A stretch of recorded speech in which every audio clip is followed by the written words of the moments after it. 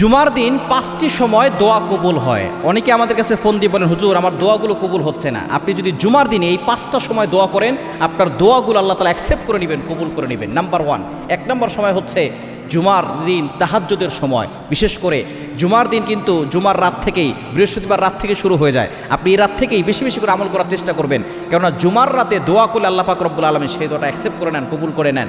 আপনি ওই রাতে আল্লাহর কাছে যা ইচ্ছা তাই চাবেন এবং আল্লাহ পাক রব্বুল আলামিন আপনার সকল আশা আকাঙ্ক্ষা পূরণ করে দিবেন। কেননা আল্লাহ পাক রব্বুল আলামিন এই শেষ সাথে প্রথম আসমানে এসে বান্দাকে ডাকতে থাকেন আর বলতে থাকেন, আলা আমি মুস্তাগফিরিন ফাস্তাগফিরুল্লাহ, কে আছো, গুনাহ করেছো, আমি আল্লাহর কাছে ক্ষমা প্রার্থনা করো, আমি আল্লাহ তাআলা তোমাদের সকল গুনাহ ক্ষমা করে দিব। কে আছো অভাবে ভিতরে পড়ে গেছো, আমি আল্লাহর কাছে বলো, অভাব দূর করে দিব। 1 নাম্বার, এই তাহাজ্জুদের সময় আপনি দোয়া করবেন, আল্লাহ তাআলা আপনার দোয়াগুলো কবুল করবেন। নাম্বার 2, দ্বিতীয় নাম্বার হচ্ছে জুমার দিন আপনি যখন আজান হবে, জুমার আজান হয়ে যাবে, ওই সময় থেকে নিয়ে ইকামতের আগ পর্যন্ত আপনি দোয়া করবেন। কেননা হাদিসের ভিতরে এসেছে, আদ-দুআউ লা ইউরাদ্দু বাইনাল আযানি ওয়াল ইকামা, আজান এবং ইকামতের মাঝখানে যে দোয়া করা হয় সেই দোয়া আল্লাহ পাক রব্বুল আলামিন কবুল করেন না। আজানের পর থেকে নিয়ে আপনি মনে মনে আল্লাহর কাছে দোয়া করতে থাকবেন, আল্লাহ পাক রব্বুল আলামিন আপনাদের দোয়াটা কবুল করবেন।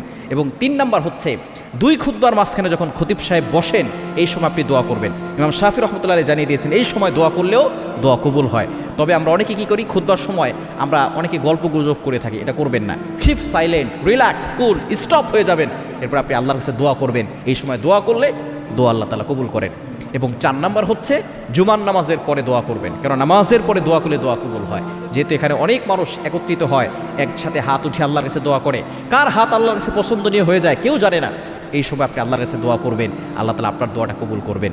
এবং 5 নাম্বার হচ্ছে, এটা বিশুদ্ধ মত এবং এটা ইমাম আবু হানিফা রাহমাতুল্লাহ আলাইহির দ্বারা জানা গিয়েছে, তিনি বলেছেন এই সময় দোয়া করলে দোয়া কবুল হয়। এটা হচ্ছে আসর নামাজের পরে মাগরিবের পূর্বে, এই সময় আপনি দোয়া করবেন এবং আপনি দোয়ার শুরুতে দুরূদ শরীফ পড়ে নেবেন, তাহলে আপনার প্রত্যেকটা দোয়া কবুল হবে ইনশাআল্লাহ।